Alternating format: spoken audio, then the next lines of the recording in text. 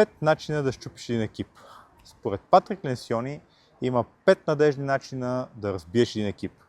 Първи е липсата на доверие. И не става въпрос за доверие тип вярвам, че ще си свършиш работата, а за това дали хората могат свободно да признаят грешки, да кажат не знам или да потърсят помощ. Втория е страха от конфликти. Някои екипи просто не обичат напрежението, избягват несъгласието, предпочитат хармонията. Всички са учтиви, всички кимат, но често това е изкуствена хармония, а тя води до лоши решения и нерешени проблеми. Трето, липса на ангажимент към решенията.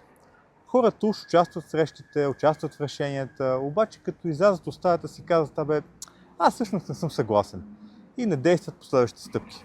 Четвъртото, нежеланието да се държим взаимно отговорни. Хората избягват трудните разговори, не дават обратна връзка, понякога защото им е неудобно, а понякога защото си казват, това всъщност май не е моя работа.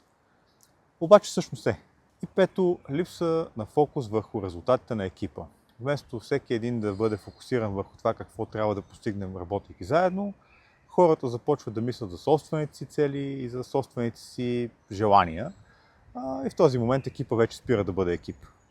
Силните екипи правят точно обратното.